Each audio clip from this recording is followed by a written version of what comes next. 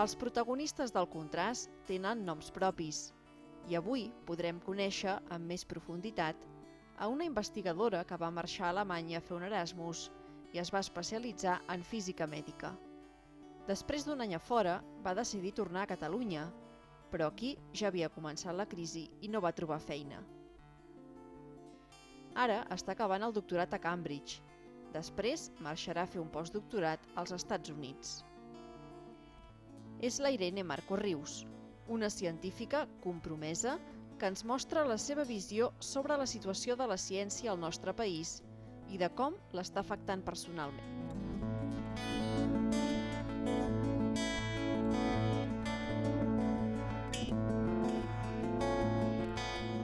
Sí, doncs que jo em van donar la beca de la Caixa per anar a estudiar el meu màster a Alemanya. I clar, sempre la filosofia, quan et donen algun finançament o alguna beca aquí a Espanya, per anar a estudiar a fora, la idea és que diuen que et volem formar, no? Si tens la possibilitat de fer-ho fora, forma tant com puguis i torna. La idea és que tornis a portar aquest coneixement que tu has après, no? Que el portis a Espanya.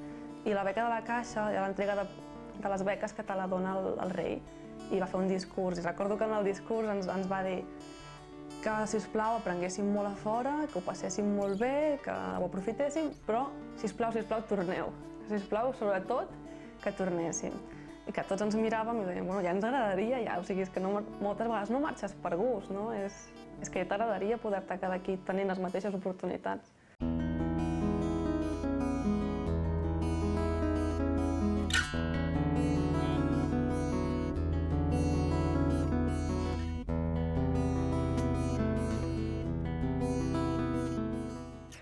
La mentalitat és també molt diferent, el que diu la mentalitat aquí, si tu tens, anava a dir un fracàs, no? Perquè és la mentalitat, si tu fas alguna cosa que no surt del tot bé a la primera, ja és un fracàs.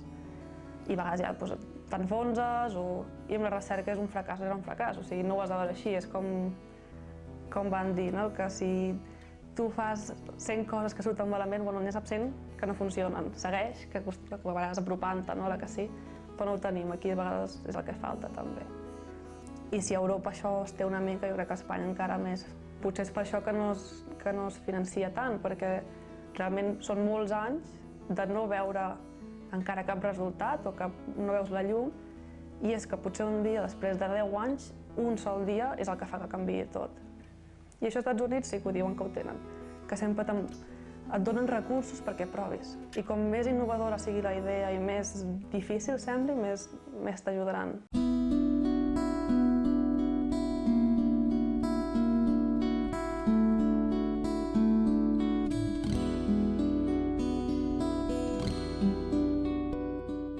Doncs jo estic fent el doctorat a Cambridge, a la Universitat de Cambridge, al Departament de Bioquímica, i el meu projecte estem treballant dintre de la investigació o el Centre pel Càncer, per combatre el càncer. I el meu grup el que està fent és desenvolupar uns agents de contrast, per dir alguna cosa, per poder detectar com evoluciona els tumors o en el tractament del càncer. O sigui, si tu tens un tractament per quimioteràpia, en comptes d'haver-te d'esperar, normalment et fan el tractament uns dies i llavors has d'esperar unes setmanes per poder veure si ha fet efecte o no. O sigui, la manera és com es fa com una cicatriu, o sigui, has matat aquest tumor, però aquesta cicatriu s'ha d'absorbir. I amb els mecanismes que tenim ara mateix, doncs tu veus que hi ha allà una cicatriu, però no saps si s'està absorbint o no, t'has d'esperar. El que estem fent nosaltres és que no t'hagis d'esperar a veure si aquesta cicatriu s'absorbeix o no. Podríem veure si el teixit ja està mort, si allò ja desapareixerà, o sigui, si podríem predir-ho, no? Això sí que ha sigut molt maco, perquè quan jo vaig començar fa 3 anys, just havien descobert que hi havia aquests agents de contrast que podien servir, van dir, mira, em sembla que sí que això funciona. I des que jo vaig entrar, ja he vist en 3 anys el pas a l'hospital. Clar, això seran els pacients anglesos, probablement de la zona a prop de Cambridge. Això és el que té la investigació quan es fan assajos clínics, que normalment es beneficien les comunitats o les localitats a prop d'aquest focus o aquest centre d'investigació. Aquí a Espanya jo no ho veig, que això passi, perquè, per exemple, aquesta tècnica en concret és una tècnica cara. Cara és cara d'aplicar, vull dir, un cop ja funcioni en si serà cara, perquè doncs l'agent de contrast serà car, la preparació que té és cara, tot plegat, vull dir, és un cost que si tu fas si vols fer la imatge o si vols fer el monitoratge cada dia, doncs serà cada dia de gastar diners, no? Per tant, a Espanya, amb les retallades que hi ha ara, jo aquesta tècnica no crec. En què són molt bons a Espanya i es valora molt, o com a mínim el que jo he vist des de fora? Els grups teòrics. Quan només necessites un boli, un paper i potser un ordinador de tant en tant, aquests grups aquí a Espanya tenim molta força, perquè no demanem gaire diners. Ara, quan és un grup experimental, i sobretot amb temes d'aquests que potser necessites uns substrats o algunes coses més cares, és molt difícil. A Alemanya, per exemple, tenen un centre de radioteràpia o de tractament pel càncer a gairebé quasi cada ciutat, com a mínim cada gran ciutat, cada gran nucli. Aquí, pel que jo tinc entès, la gent s'ha de desplaçar. O sigui, hi ha molt pocs centres que ofereixin aquests tractaments, focalitzats tots a Barcelona i aquí a Catalunya em sembla que poc més. No sé si hi ha algun centre, potser hi haurà alguna Lleida, potser hi haurà, però vull dir que la gent realment s'ha de moure.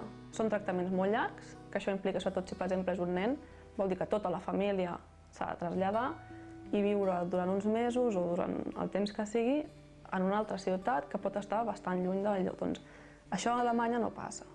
I a Anglaterra tampoc passa tant. Jo crec que fins ara tot el que era de vida o mort aquí a Espanya estava molt bé. Hi havia sempre una dedicació, o sigui, sí que es feia molt. Llavors, tractaments, potser ja s'estan fent servir tractaments més antiquats, però jo crec que no es deixava mai d'intentar. Això jo ho dubto. Ara, amb les retallades que s'estan fent també en sanitat, probablement. Probablement la gent haurà de començar a mirar cap a fora, a veure quines opcions tenen a fora i sortir d'aquí.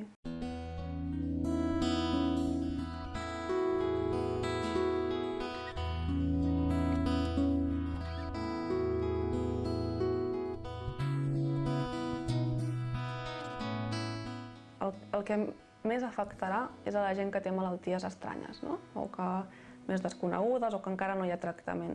Aquesta és la gent que patirà més aquestes conseqüències, perquè malalties que ja estan molt per la mà al tractament, doncs mira. Però la gent que pateix una malaltia que li diuen que és estranya, és que només un 1% de la població. Aquesta gent normalment té esperança quan li diuen és que mira, s'està investigant aquest fàrmac. No sé, encara no s'ha posat allà s'ha comercialitzat, però és que estem investigant això, per què no ho proves? Aquestes coses donen esperança, o crec jo que donen esperança a la gent. Si això es talla, si això s'erradica, tota aquesta gent no tindrà cap mena d'esperança, no tens cap opció de dir-li que tranquil, vull dir, sabem que ets un dels pocs que ho té, però encara estem pensant en tu i encara estem intentant fer alguna cosa. Això ja no hi haurà. Vull dir, quedarà saber, bueno, soc raro i estic sol i ningú es preocupa.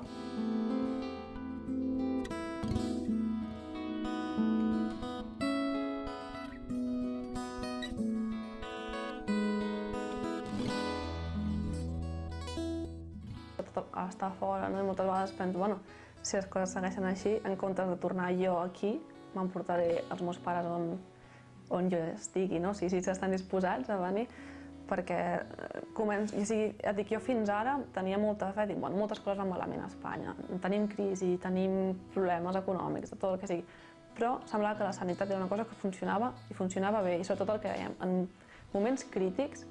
Vull dir que podia ser una comunitat de llargues llistes d'espera, tot això, però en moments crítics de vida o mort responia. I responia molt bé per tothom, que és el que no fèiem diferències, no?, entre qui tenia diners i qui no en tenia. Amb tots aquests canvis que jo estic veient, a mi la impressió que em dona és que això està canviant. I fins i tot els moments de vida o mort, o tens diners o pateixes.